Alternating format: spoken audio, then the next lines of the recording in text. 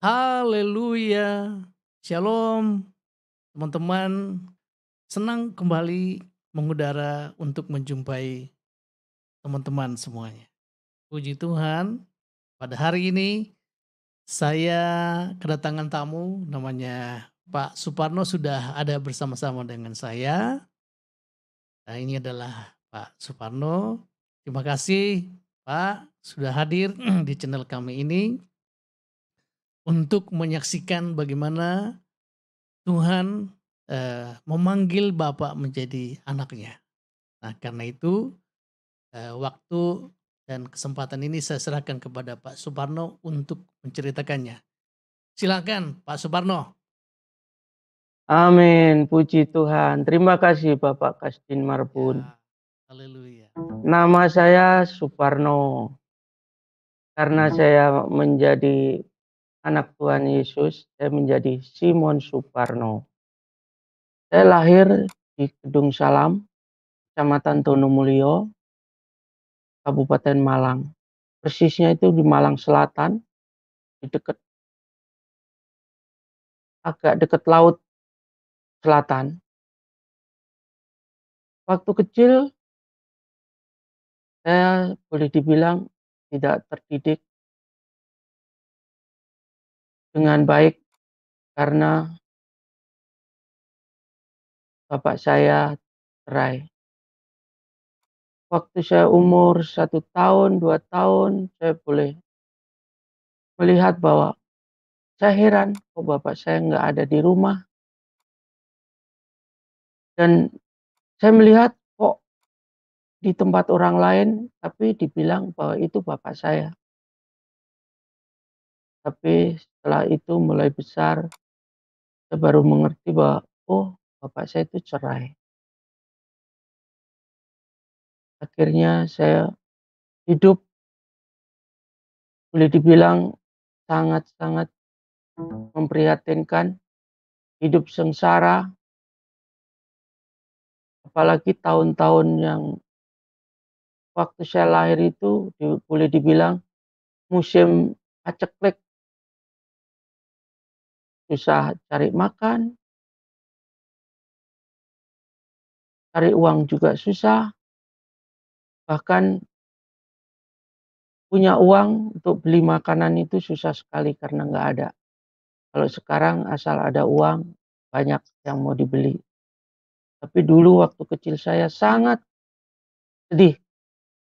Dan saya ingat waktu saya umur sekitar 6 tahun atau 7 tahun, saya cari kayu di hutan. Satu, kalau orang Jawa bilang satu panggul, itu dibawa di pundak begitu, itu seharga Rp15. Saya coba mengumpulkan, sehingga kalau udah dapat 10 panggul, saya jual. Akhirnya uangnya saya boleh kasih untuk belanja buat orang tua dan untuk kebutuhan saya sendiri.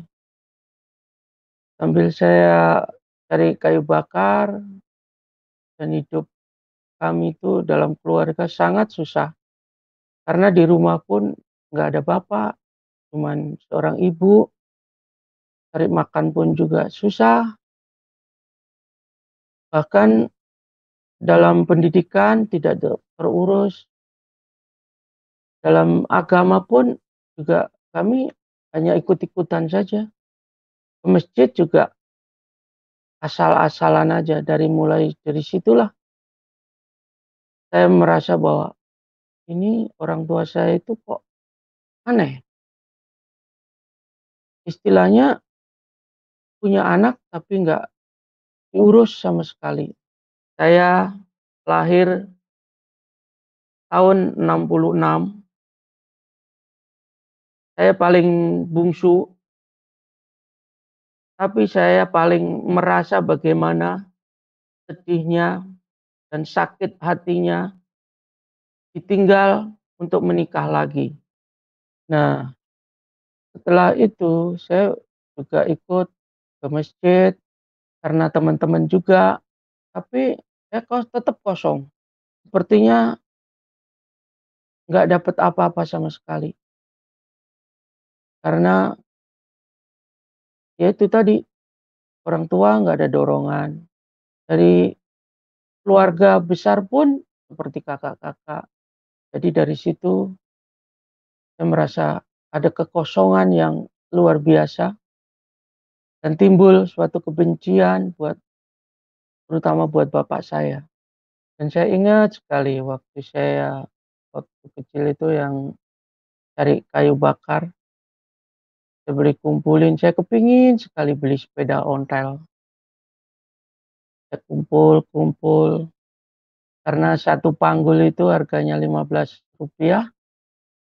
Jadi saya waktu itu saya ingat banget bahwa sepeda bekas harganya itu 350. Jadi itu sangat banyak panggul, istilahnya tuh banyak sekali untuk bolak-balik ke hutan itu. Nah, dari situ saya karena minta orang tua tidak mungkin, apalagi bapak nggak ngurus, apalagi ibu membelikan tuh sudah tidak mungkin. Karena kepingin sekali akhirnya saya ngumpul-ngumpulin bisa dapat itu karena juga sama kakak saya. Akhirnya bisa beli harga Rp350. Saya senang sekali dari situ. Akhirnya saya pakai, akhirnya karena ada orang yang ngajak, "Kamu mau nggak pergi ke Malang kota untuk, jadi tukang kebun anggrek, kebun bunga," katanya. "Kerja di situ mau apa enggak?" Saya bilang, "Dah mau," saya bilang. Akhirnya dari situ saya pergi ke Malang, saya pun dari situ pun saya masih ingat sama orang tua dan kakak-kakak yang kehidupannya sangat menderita. Saya sering kirim uang untuk bantu orang tua.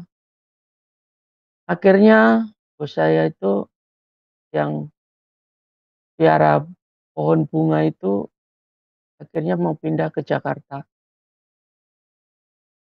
dan saya ditanya, "Mau nggak ikut ke Jakarta?" Nah dari situ saya bilang, "Saya senang sekali." Dia bilang seperti itu. Saya akhirnya ikut ke Jakarta, yaitu tempatnya di Ancol, dan di Jakarta sekitar tahun 86 April, tugas saya nyiram pohon, ya nyeplet. Nyeplet itu memperbanyak pohon anggrek, terutama karena yang paling banyak itu pohon anggrek. Ya nyemprot, ya nunggu penjualan. Nah dari situ bos saya sering ngobrol sama saya. Sekali waktu dia bertanya,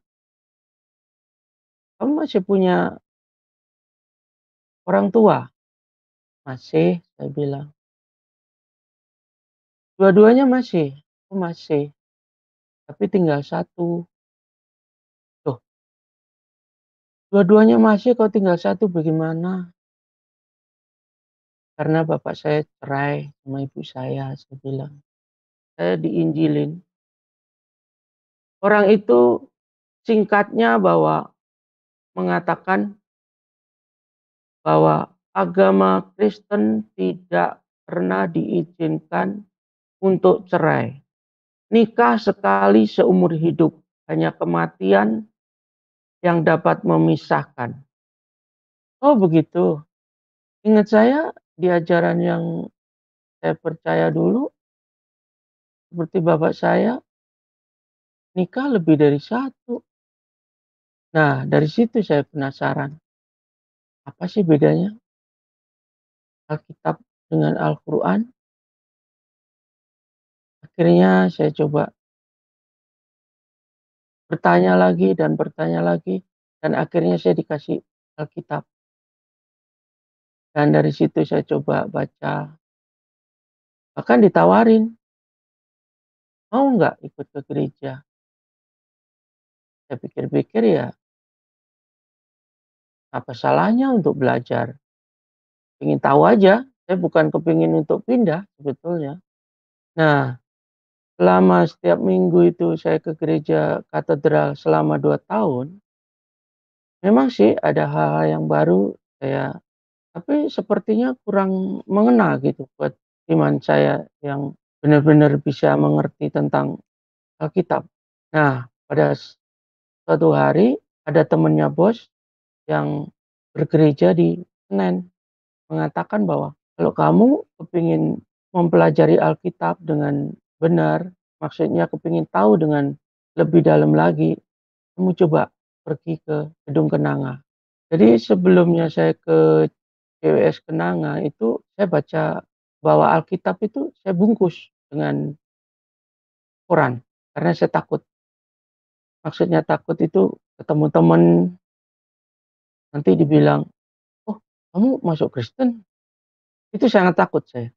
Nah, dari situ saya mulai ikut itu selama 4 tahun. Bahkan waktu dari Ancol itu saya diajak pindah ke, Pondok Indah, tempat penjualan pohon itu. Tapi karena kerinduan saya itu benar-benar kepingin tahu isi Alkitab itu setiap minggu, bahkan pulang kadang-kadang jam 10 malam baru nyampe lagi di Pondok Indah. Tapi dan saya mendapatkan pelajaran yang benar-benar bahwa Yesus itu Tuhan yang benar. Dan waktu di CWS itu saya diajarin bahwa barang siapa mengikut Yesus itu pasti selamat. Bukan yang seperti dulu yang diajarkan bahwa semua insya Allah. Kalau mengikut Yesus itu pasti. Itu saya sangat makin mengena bahwa hanya ini jalan kebenaran itu. Tidak ada lain. Akhirnya saya minta dibaptis tahun 93. Nah, sebelum saya dibaptis itu saya keluar dari kerjaan yang di tempat penjualan pohon tadi karena ada masalah sedikit bahwa bos saya mengatakan karena hari Minggu sering banyak tamu yang sibuk jual-jual pohon itu mengatakan bahwa, hari Minggu nanti boleh nggak ke gereja dulu, hari lainnya saja katanya. Akhirnya dari situ saya coba karena saya sangat rindu tiap minggu itu ke gereja, akhirnya saya untuk cari kerjaan lain, saya keluar dari situ. Setelah saya keluar dari tempat penjualan pohon, saya ingat bahwa saya pernah diinjili seorang bapak, lalu saya pergilah ke rumahnya dia. Saya bertanya bahwa, "Pak, ada kerjaan buat saya. Apa aja, Pak, saya supaya tetap bisa ke gereja?" Karena di tempat yang sekarang saya bilang, "Saya kerja mulai sepertinya kurang bebas untuk pergi ke gereja." Tapi bapak itu bilang bahwa, "Oh, kalau masalah ke gereja itu sangat penting buat kamu dan saya ada kerjaan catering. Apa mau kamu kerja catering?"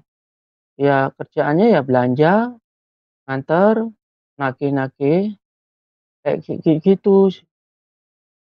"Nanti kalau kamu mau ya silahkan kerja di sini."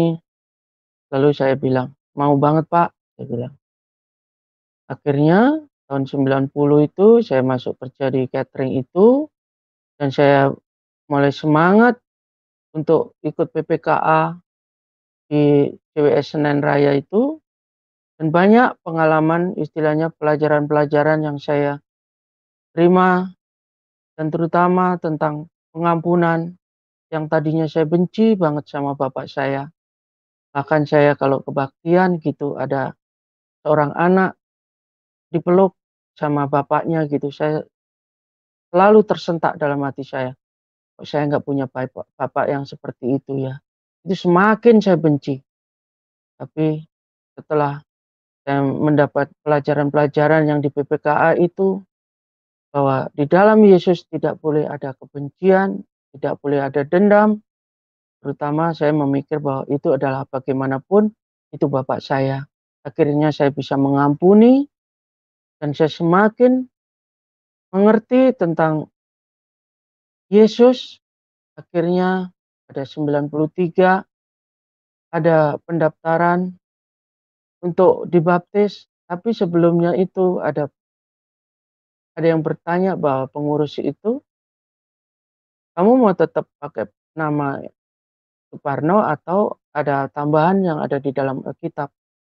Tapi setelah itu saya bilang dan ingat waktu di Matius 19, Yesus mengatakan intinya bahwa, "Simon Petrus, engkau akan kujadikan penjala manusia."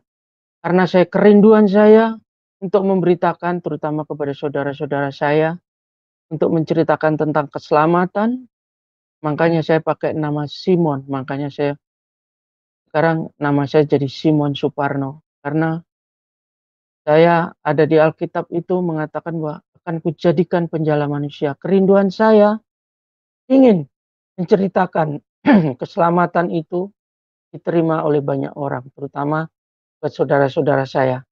Bahkan waktu awal-awal itu saya sampai catetin semua saudara-saudara saya, seumpama si A namanya ini, anaknya ini, saya sampai tumpangin tangan, saya minta Tuhan jamah, terutama kakak saya.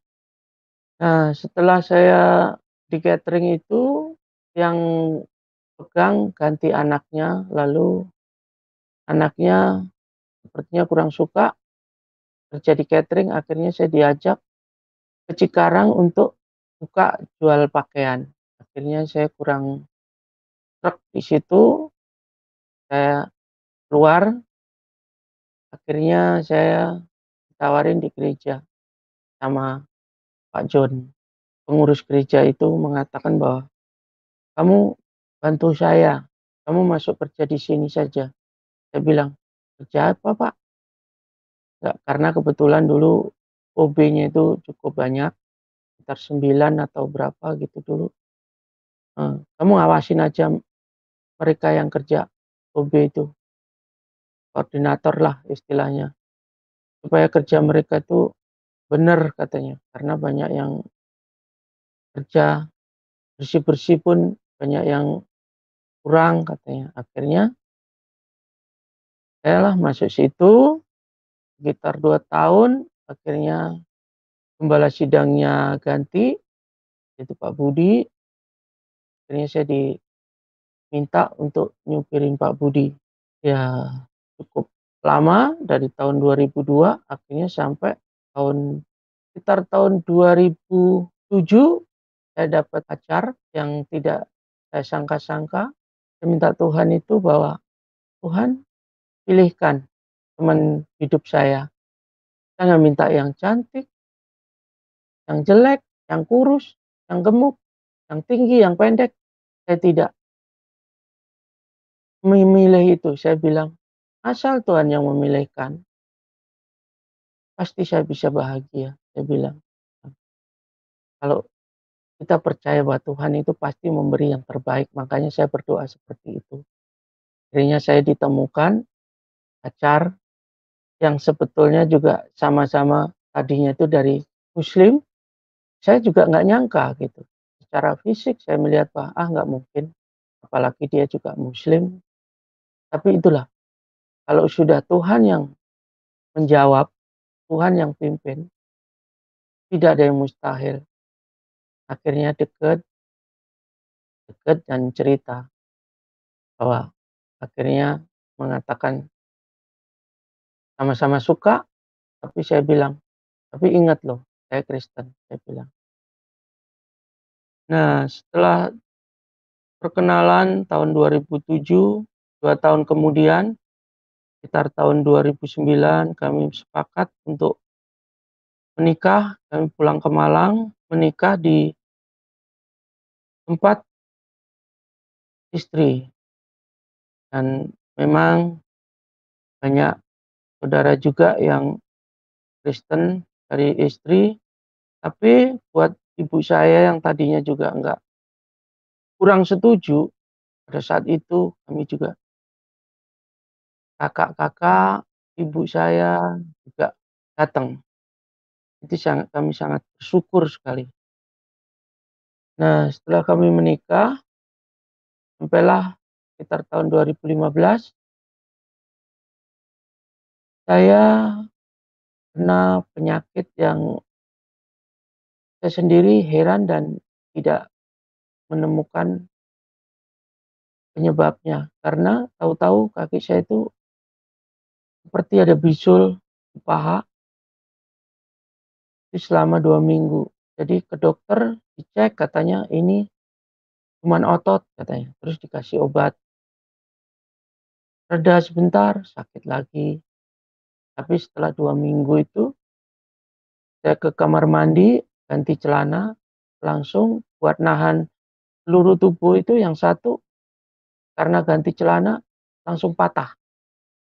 Nah, dari situ sepertinya saya bingung dan merasa dunia ini runtuh, nggak habis pikir gitu. Akhirnya dioperasi, setelah dioperasi itu tidak ada rasa sakit sama sekali karena di-pen.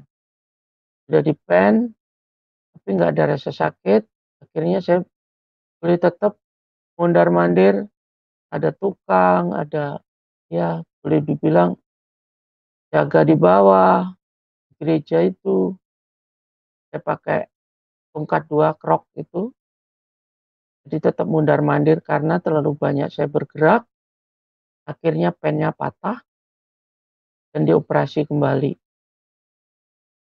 Dan setelah itu juga istri sudah nggak bekerja, tapi kami bisa menerima bahwa Tuhan itu ada, selalu menghibur dalam hidup kami sekeluarga.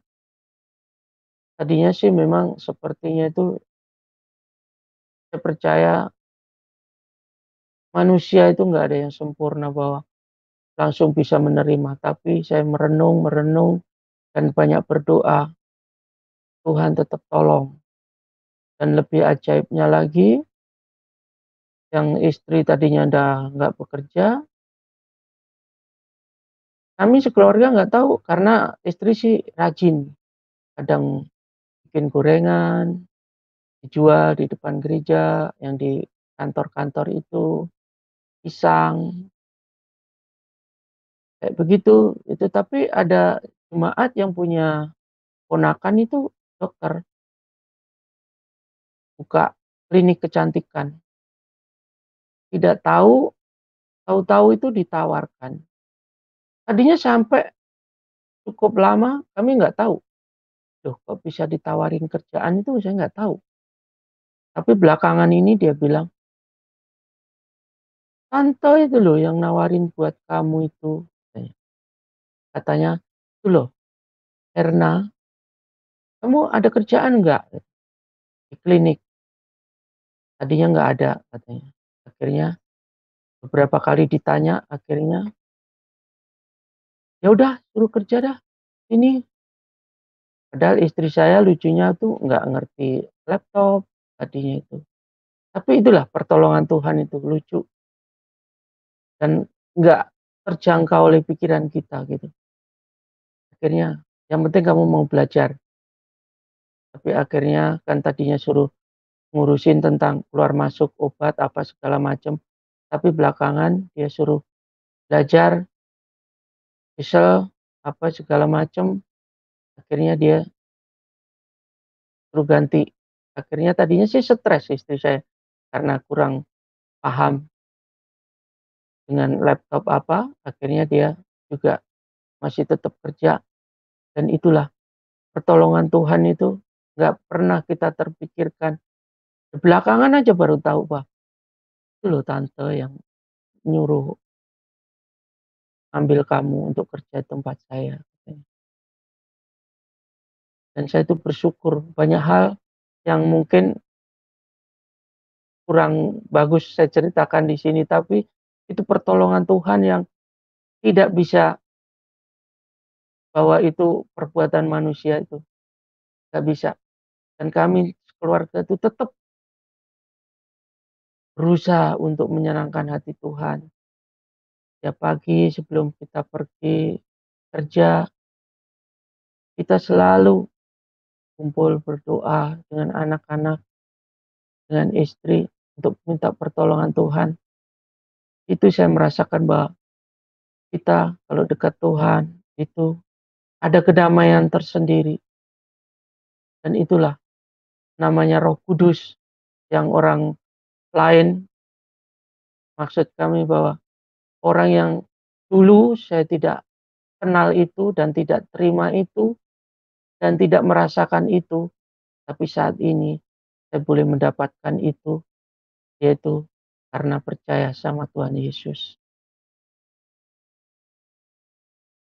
Nah, saya mau cerita juga, dulu sebelum ada HP yang seperti sekarang, bisa langsung hubungin saudara, temen, itu dengan kakak saya yang cowok satu-satunya, yang 7 bersaudara itu 2 cowok, satunya itu kami itu sangat dekat, sejak kecil. Nah, sebelum saya dibaptis itu saya cerita dengan kakak saya itu. Saya bilang, "Saya mau percaya sama Yesus, saya mau pindah ke Kristen, saya mau dibaptis."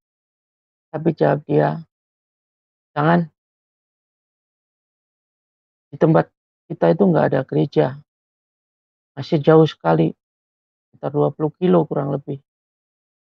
Nanti hidupmu juga bingung, bahkan cari teman hidup pun juga bingung nanti. Hmm, kita di kampung aja satu pun nggak ada orang Kristen." Nah, dari situ saya tetap, karena sudah ada keyakinan yang tidak bisa saya,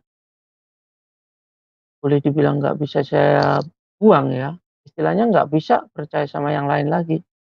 Akhirnya saya ngobrol sama pendeta, saya cerita seperti yang saya bilang bahwa kakak saya menolak begini-begini. Akhirnya pendeta itu bilang, "Doain, gak usah kamu ceritakan tentang Yesus, kamu doain, minta bukti sama Tuhan Yesus, bahwa Tuhan Yesus itu berkuasa. Minta Tuhan Yesus supaya dia dijamah sama Tuhan, supaya dia percaya sama Tuhan Yesus." Nah, dari sejak saya dibilang nggak perlu dibaptis itu, saya doain, bahkan boleh dibilang setiap hari. Bahkan di jalan pun terus terang, saya bisa sebut nama kakak saya itu. Saya bilang, "Tolong Tuhan sama kakak saya supaya dia pun bisa percaya kepada Tuhan Yesus," saya bilang. Dan yang tidak saya sangka-sangka, saya pulang ke Malang dan sangat kaget saya. Bulu kuduk saya sampai merinding karena dia mengatakan bahwa, "Saya juga ke gereja."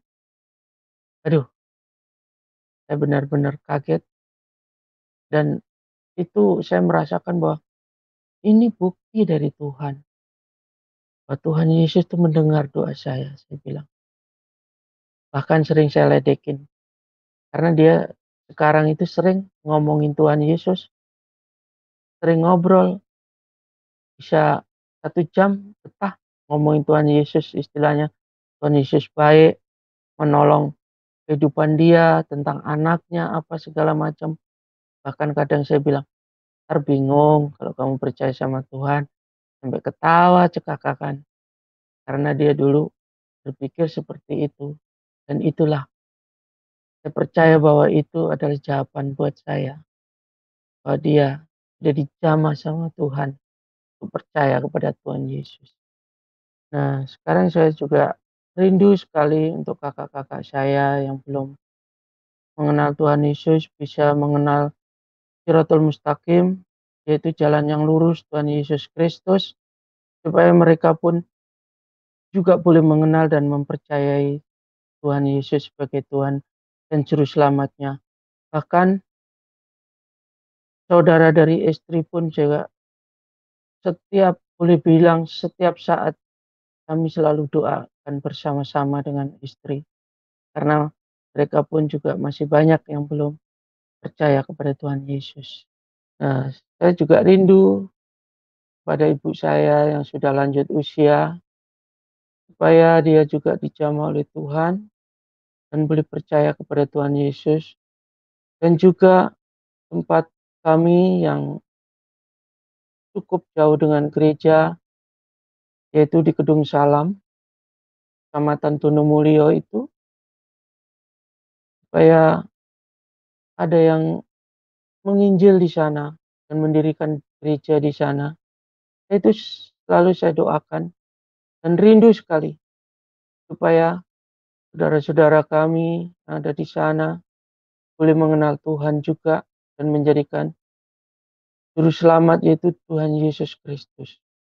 Nah, sekarang meskipun kaki saya sudah tidak normal seperti dulu, jadi jalan saya pincang, tapi saya masih diberi kepercayaan di gereja, yaitu untuk mengawasi perawatan, yaitu di mana lift harus diservis, AC harus diservis, dan segala macam.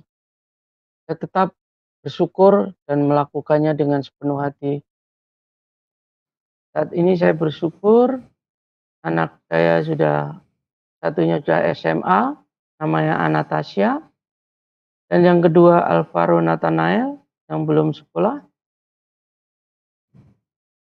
Dan kami dengan istri berjanji bahwa akan memberi kasih sayang kepada mereka, tidak mengalami seperti yang waktu saya kecil. Kami ingin merawat mereka dan memberi yang terbaik apa yang dapat kami lakukan supaya mereka boleh bertumbuh, terutama mengasihi Tuhan. Itulah kesaksian saya. Semoga kesaksian ini menjadi berkat bagi channel Raja Nabasa. Sekian, kami kembalikan waktunya kepada Bapak Kastin Marbun. Haleluya, luar biasa kesaksiannya Pak Suparno. Pak Simon ya, Pak Simon Suparno. Pak Simon. Gimana Tuhan telah ikut campur tangan menuntun hidupnya. Ya, dari dulu tidak mengenal Yesus, sekarang mengenal Yesus dengan sungguh-sungguh. Kita lihat buktinya, dia bisa mengampuni orang tuanya, dituntun Amin. hidupnya, bahkan sampai saat ini walaupun pekerjaannya sebagai pembantu di gereja, tapi Tuhan merawat hidupnya, merawat istrinya dan anak-anaknya sampai hari ini. Terima kasih Pak Suparno yang sudah menyempatkan diri bersaksi di channel kami. Makasih Pak, nanti sampai ketemu pada lain waktu. Demikian juga kepada seluruh pemirsa Raja Nabasa, terima kasih untuk sudah menonton acara ini. Kiranya melalui acara-acara dari kami, kesaksian-kesaksian yang kami tampilkan, nama Tuhan dimuliakan dan banyak jiwa dimenangkan bagi Tuhan Yesus Kristus. Haleluya, sampai bertemu pada kesempatan yang mendatang.